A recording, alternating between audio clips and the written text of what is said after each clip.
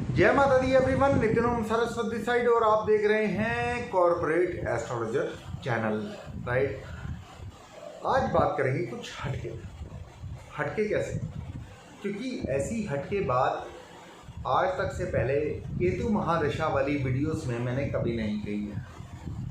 ठीक है, as you know and as I know, मैं हर एक चीज़ के ऊपर रिसर्च करके ही फिर ही आपको कुछ ना कुछ बताने के लायक होता हूँ। राइट, ताकि कुछ एक कुछ एक पर्टिकुलर लोगों का वहाँ पे क्वेश्चन मार्क ना आए। Right, because I hate question marks. ठीक है, मेरे कान वैसे ही बड़े हैं। Right, I am able to listen all the things, but that doesn't mean I will listen each and everything. Simple. ठीक है, तो अगर आपके कान भी बड़े हैं तो आप इस चीज़ को बहुत अच्छे से समझ पाएंगे कि आप सुनते बहुत हैं। You are a good listener, that's why you are a good speaker, but that doesn't mean you will listen each and everything. ज़रूरी नहीं है कि आप हर एक बात को सुने। ठीक है, आज बात करेंगे अगेन मेरे और आपके फेवरेट प्लैनेट केतु देव के बारे में। राइट, देखिए, मेरा आपसे एक प्रॉमिस था कि केतु देव की दशाओं के बारे में चंद्र के बाद में मैं आपको बताऊंगा 2 से 3 दिन में, but somehow it was not possible to tell you or make a video on it। But जो आज मैं आपको कहना चाह रहा हूँ डेफिनेटली वो मेरी किसी भी वीडियो में नहीं है, और ना ही ये चीज़ आई थिंक आपको किसी भी और एस्ट्रोलॉजर की वीडियो में मिलेगी। देखिए, अगर आपकी केतु महादशा है, स्पेशली इन 20 से 50 साल के बीच में, ठीक है, या फिर 25 से 50 साल के बीच में, या 25 से 55 साल के बीच में, तो कुछ एक चीज़ें होनी आपके साथ में अनिवार्य हैं। जैसे कि बहुत ज़्यादा struggle, loss of job, loss of promotion, loss of your own career, loss of your relationships, quite possible. But आज मैं बात कर रहा हूँ कुछ एक हटके चीज़ के बारे में। देखिए, अगर आपके फर्स्ट हाउस में राहु हैं, चलिए थोड़ा सा उल्टा ले लेते हैं। अगर आपके फर्स्ट हाउस में केतु हैं और 7th हाउस में राहु हैं, आज की बात होगी राहु और केतु के बारे में, बेसिकली इन केतु महादशा। राइट, सपोज आपके अगर फर्स्ट हाउस में केतु हैं तो ऑब्वियसली 7th हाउस में राहु होंगे। Right, Rahu is nothing but desires and Ketu is nothing but विरक्ति। तो वहाँ पे आपको क्या मिलेगा? देखिए, बुध का पीरियड हो, शुक्र का पीरियड हो, राहु थोड़े बहुत उनके साथ में कंफर्टेबल हैं। Right, and Rahu is nothing but desires. ठीक है, वो अगर आपके फर्स्ट हाउस में केतु हैं तो आपको 7th हाउस यानी कि आपके विवाह से रिलेटेड डिज़ायर्स होंगे कि मेरी पत्नी ऐसी हो, वैसी हो, वगैरह वगैरह वगैरह। लेकिन भूलिए मत, वहाँ पे आप क्या गए, फर्स्ट हाउस में केतु, स्पेशली केतु महादशा। तो वहाँ पे वो आपको आपसे ही विरक्त करने का एक साहस करते हैं, और आप दुस्साहस करते हैं अपने 7th हाउस से। देखिए, राहु की महादशा में राहु जो है अपना जोर चलाएगा। राइट, केतु की महादशा में केतु अपना जो है जोर एक तरह से चलाएंगे, क्योंकि वही राजा वही मंत्री जिसकी महादशा हो। राइट, तो वहाँ पे फर्स्ट हाउस में ज़िद्दी बना देंगे, because Ketu is nothing but sanyasi, और you can call him a sadhu. और साधु का नेचर होता है मनमोजी। अगर वो मैरिड भी है तब भी उसका नेचर मनमोजी ही रहेगा, जिद रहेगी। क्योंकि हर एक साधु के लिए, हर एक सन्यासी के लिए जिद होनी बहुत ज़्यादा ज़रूरी है, इनिशियल है। राइट, तभी जाके वो एक साधु या सन्यासी बन पाता है। सेकेंड हाउस में केतु आ जाए, सेकेंड हाउस होता है कुटुंब का, वाणी का, राइट, सेविंग्स का। जब केतु का नेचर ही है विरक्त, तो तो वो आपको कुटुंब से ही विरक्त करने की पूरी कोशिश करेंगे अपनी महादशा में। आपकी वाणी भी ऐसी होगी कि 2 हरफी बात करनी है, हाँ या ना, सिंपल।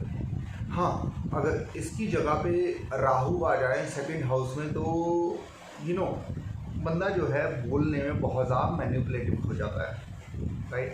बट अभी हम बात कर रहे हैं केतुदेव की, तो केतुदेव के बारे में ही बात करते हैं।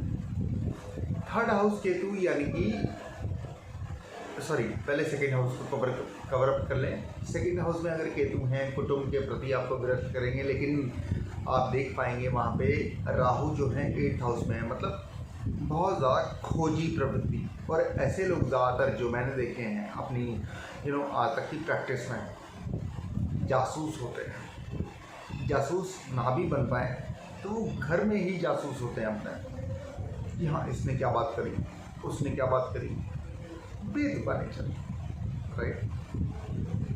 तो ये खोजी प्रवृत्ति और जासूस होते हैं। और मेरा ये मानना रहता है हमेशा कि अगर ये लोग इस चीज़ को अपना प्रोफेशन बना लें तो बहुत ज़्यादा कामयाब होते हैं। लेकिन एक और चीज़ भी है, आई गेस लाल किताब है या वैदिक में है, I don't remember actually, but second house जो केतु हैं वो जलते हुए बटुए का कारक भी माना जाता है। बटुआ मतलब पर्स, क्योंकि सेकंड हाउस सेविंग का भी है, राइट। सेकंड हाउस में ही अगर केतु आ गए तो कहाँ से सेविंग हो जाएगी आपकी, विरक्त हो जाएंगे आप वहाँ से, राइट। लेकिन भूख भी रहेगी किसके प्रति, ज्ञान के प्रति।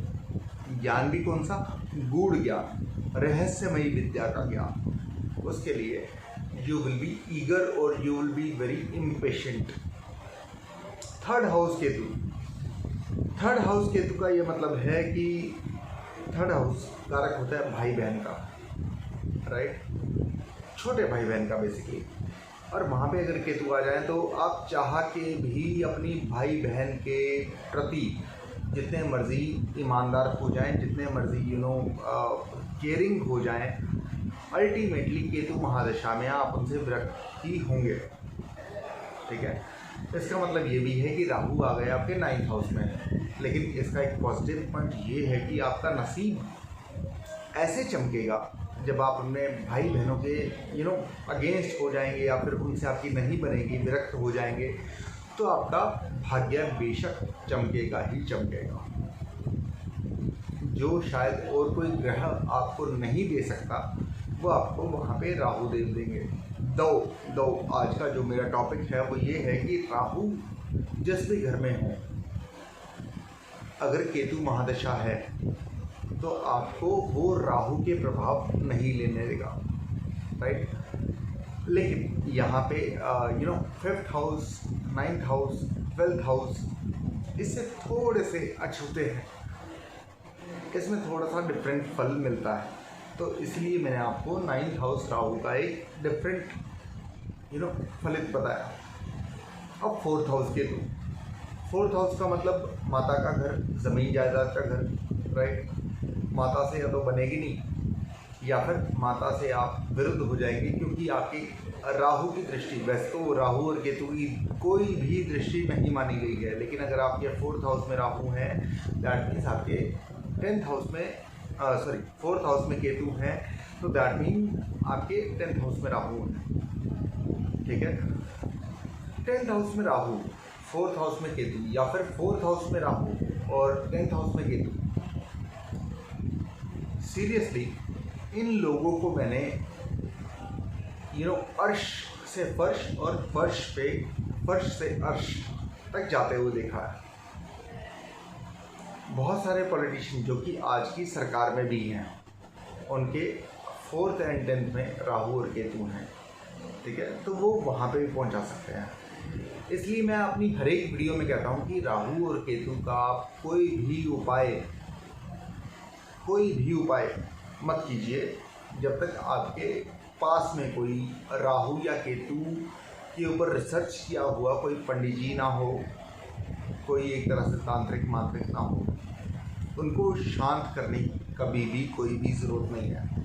अगर मान लीजिए काल सर्प भी है, तब भी आपको उनको शांत करने की कोई ज़रूरत नहीं है।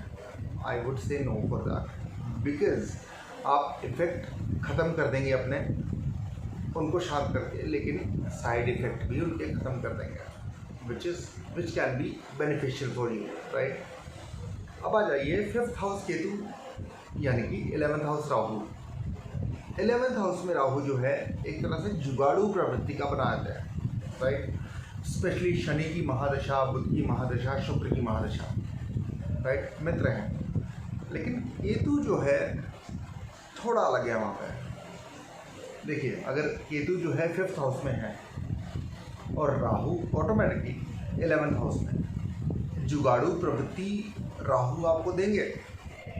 But the thing is, Ketu अगर महादशा में है और केतु की महादशा चल रही है तो आपके जुगाड़ होना ही बंद हो जाएंगे, बिकॉज केतु देव हैं एक तरह से स्पिरिचुअलिटी के कारक। राहु देव जो हैं वो हैं डिज़ायर्स के कारक। आपकी इच्छा पूरी होना ही बंद हो जाएगी शायद।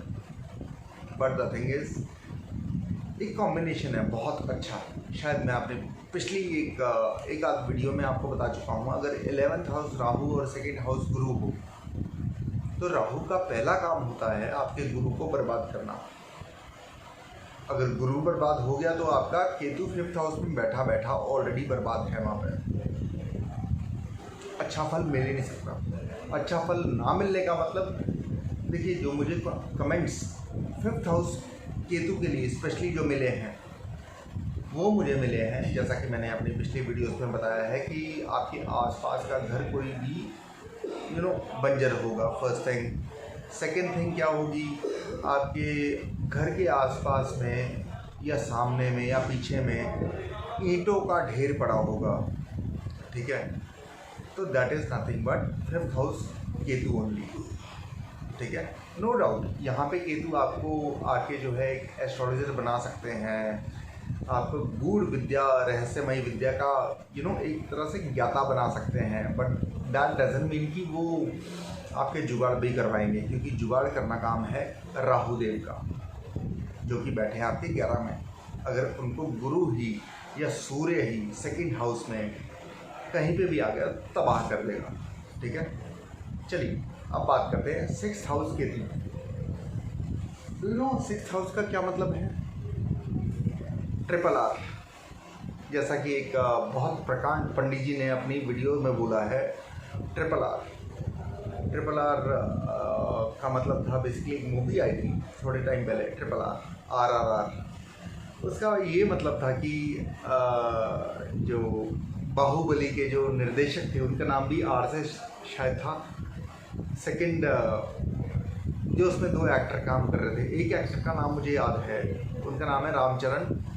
लेकिन ज्योतिष में RRR माना गया है 6th हाउस का रिपु, ऋण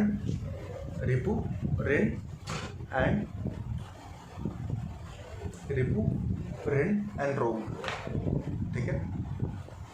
RRR का मतलब एक बहुत बड़े प्रकांड पंडित, मुझे उनका नाम याद नहीं है, सॉरी टू से, बट उनके अनुसार RRR है 6th हाउस का कारक। देखिए, मैं भी वीडियो वगैरह सुनता रहता हूँ अपने दोस्त यारों से, जो मेरे इसी फील्ड में हैं उनसे मैं मुखातिब होता रहता हूँ। तो as per them 6th house is for रिपु यानी कि दुश्मन, ऋण यानी कि लोन या फिर डेट, और रोग यानी कि बीमारी, ये इसका कारक है। लेकिन आप यहाँ पे ये देखिए कि 12th हाउस में आपके कौन आ गया? 12th हाउस में आ गया आपके राहु। एंड राहु अगर 12th हाउस में आ गए तो जनरली मैं फेसबुक पे या फिर यूट्यूब पे स्पेशली मैं मेंशन करता हूँ कि 12th हाउस राहु या 12th हाउस शनि, कृपया आके मुझसे बहस ना करें, क्योंकि ऐसे लोगों की ये आदत होती है कि एक तो बेतुका खर्चा करना, और उस खर्च के लिए ये ऋण भी ले लेते हैं, उस खर्च के लिए ये दुश्मनी भी मोल ले लेते हैं, उस ऋण के लिए और उस खर्च के लिए बेसिकली ये बीमारी। ऑब्वियसली यार, अगर आपकी इनकम नहीं है, राइट, खर्चे बेतहाशा हैं, तो कहीं ना कहीं से तो आप पैसा पैदा करेंगे ना। पैसा पैदा करेंगे मतलब लोन पे लेंगे, लोन पे ले लिया तो ऑब्वियसली लोन देना भी है। उसकी वजह से क्या होगा? रोग होगा यानी कि माइग्रेन होगा, राइट। तो उसके आगे क्या होगा? कुछ भी नहीं। आप बेतहाशा लोन में फंसेंगे, आप बेतहाशा दुश्मनों में फंसेंगे। दुश्मनी कब होती है? जब अपन किसी का पैसा नहीं देते हैं, राइट। तो केतु यहाँ पे वैसे तो अच्छे माने गए हैं 6th and 8th हाउस में कि उनका कोई भी दुश्मन नहीं होता। शनि और केतु और राहु यहाँ पे अच्छे माने गए हैं, बट द थिंग इज अगर केतु महादशा चल रही है तो ये बुरे बहुत माने गए हैं, राइट। उसके लिए कोई एग्जांपल है ही नहीं मेरे पास एटलीस्ट, ठीक है। तो यहाँ पे ज़रूरत है अपने खर्चे कम करने की, बहुत ज़्यादा सोचने की। और सोचा कैसे जाएगा? या तो आपके गुरु के द्वारा या फिर आपके बुध के द्वारा, क्योंकि बुध जो है बुद्धि के कारक हैं, राइट। तो वहाँ पे आपका सबसे पहले आपको बुध ठीक करना चाहिए। उसके लिए आपको लाल किताब के या फिर पराशर के या वैदिक के बहुत सारे उपाय मिल जाएंगे। अगर आपको उपाय भी नहीं मिलता है तो without any doubt blind faith करके आप अथर्वशीष गणपति का पाठ कीजिए। Definitely you will get the benefit out of it, ठीक है। अब आते हैं आज की वीडियो में लास्ट भाव यानी कि 7th भाव में। 7th भाव में अगर केतु हैं दैट मीन्स 1st हाउस में आपके राहु हैं। अब 1st हाउस राहु का मतलब ये है कि unlimited desires for your own self. आप अपने से बढ़ के किसी को सोचेंगे ही नहीं, मानेंगे ही नहीं। अगर आपकी एक ज़रूरत है, चलिए आपको एक अच्छा सा एग्जांपल देता हूँ, बहुत सारे लोग इससे जो है अपने आप को रिलेट कर पाएंगे। मान लीजिए अगर आपका 1st हाउस में राहु है एंड 7th हाउस में केतु है, डेफिनेटली फर्स्ट थिंग आपको अपनी पत्नी पर शक रहेगा या आपको आपके पति पर शक रहेगा, because you are very diplomatic kind of brain, right. आपके मन में क्या रहेगा? मैं दुनिया चलाता हूँ और ये मेरे घर वाले मुझे चलाने की कोशिश कर रहे हैं, नहीं चला पाएंगे। बट डोंट वरी सर, हर बाप का एक बाप होता है, राइट। हर बाप का एक बाप होता है। यानी कि अगर आपका 1st हाउस में राहु है तो आपका बेटा ही आपको बाप बन के दिखा देगा। वो कैसे? डजेंट मैटर आप मांगलिक है या फिर गंडबूल है, डजेंट मैटर। शायद आपका बेटा आपसे चोरी छुपे आपकी ज़मीन ही बेच दे, हु केयर्स, राइट। क्योंकि आपको अपने आप में घमंड है कि मुझे कोई भी बेवकूफ़ नहीं बना सकता। And seriously ladies and gentleman, अगर आपके मन में ये वाली फीलिंग है कहीं पे भी कि हमें कोई बेवकूफ़ नहीं बना सकता, तो एक और कहावत भी है कि हर एक बाप का एक बाप होता है। क्या पता वो बेटे के रूप में आ जाएगा, क्या पता किसी रिश्तेदार के रूप में आ जाए, राइट। तो आप अपने बेतुके ओवर कॉन्फिडेंस में वहाँ पे जीते रहेंगे। सेकंड थिंग, कोई पत्नी या कोई पति, 1st हाउस स्पेशली राहु वालों आपके लिए बोल रहा हूँ, कोई पत्नी या कोई पति पूरी उम्र आपकी सेवा कर ले, तब भी आपको बेसिकली 55 या 50 के बाद भी उन पे एक तरह से अजीब सा डाउट रहेगा, जो कि वर्थ नहीं है मेरे हिसाब से। जिस लेडी या जिस इंसान ने, पति ने आपकी इतनी सेवा कर ली, उसके बाद भी if you are doubting that कि उनका कहीं और चल रहा है, सॉरी, ये वीडियो आपके लिए ही है। मेन ये वाली बात आपके लिए ही है, क्योंकि 1st हाउस राहु वालों से तो मुझे भी डर लगता है, सही बात बताऊँ। क्योंकि उनके माइंड में क्या चले क्या ना चले, no one can even guess, right. कई बार ऐसे हो जाएंगे कि बहुत ज़्यादा पोलाइट, कई बार ऐसे हो जाएंगे बिल्कुल बेसब्रे, उनको किसी चीज़ का सब्र ही नहीं है एक्चुअली, सही बात बताऊँ। सब्र नाम की चीज़ नहीं है उनके नेचर में, राइट। और अगर किसी के भी नेचर में ऐसी कोई चीज़ हो तो प्लीज़ कमेंट में आके ज़रूर बताइएगा, मुझे कमेंट में आके ज़रूर बताइएगा। अब इन सब के उपाय, एक ही उपाय, वैसे तो सबका एक कॉमन उपाय है अथर्वशीष गणपति स्तोत्र, राइट। जब भी केतु महादशा में अगर आपकी ये वाली प्लेसमेंट है तो ठीक है। 7 के बाद 8, 9, 10, 11, 12 5 भाव बचे हैं। इसके बारे में फिर कभी अपन डिस्कस करेंगे, possibly very soon, right. Possibly एक हफ्ते के अंदर, राइट। सो आप कोई बात नहीं, मेरी कही हुई बातों को आप एनालाइज कीजिए, ठीक लगे तो भी कमेंट कीजिए और गलत लगे तो भी कमेंट कीजिए, नो वरीज, ठीक है। क्योंकि मैं जो भी बोलता हूँ अपनी रिसर्च के बेस पे बोलता हूँ। जो मैंने आज तक शायद तकरीबन 533 या 534 कुंडलियाँ देखी हैं, उनके बेस पे बोल रहा हूँ। Simple, that is my overall experience, that's it. और आपको मेरी डिग्री पता ही है, अगर डिग्री नहीं पता तो आप मेरी पुरानी वीडियोस पे जा सकते हैं, डिग्री भी पता चल जाएगी। स्पेशली उन लोगों के लिए जो कि मुझसे आके मेरी डिग्री पूछते हैं। सॉरी, मैं बार बार अपनी ना तो डिग्री बताना चाहता हूँ, ना ही अपनी योग्यता किसी को भी साबित करना चाहता हूँ, राइट। तो they can watch my order videos. So next video तक के लिए आपसे अब मैं इजाज़त चाहूँगा, परमिशन चाहूँगा आपकी। हाँ, एक और चीज़, सीरियसली आपसे एक ही चीज़ कहना चाहूँगा कि अभी भी मैं अपने YT स्टूडियो के एनालिटिक्स देखता हूँ, वहाँ पे almost 80% people are not my subscriber, जबकि 20% है already, which is a good amount. But I would like कि हाँ, मेरा एक टारगेट है 50% चाहे अनसब्सक्राइब हो, 50% कम से कम सब्सक्राइबर हो, ठीक है। तो that is my target for today. Till my next video, I hope I will crack it down with all of your support, क्योंकि आपकी सपोर्ट के बिना कुछ नहीं होना, आई नो दैट, ठीक है। तो अगली वीडियो तक के लिए जय केतुदेव।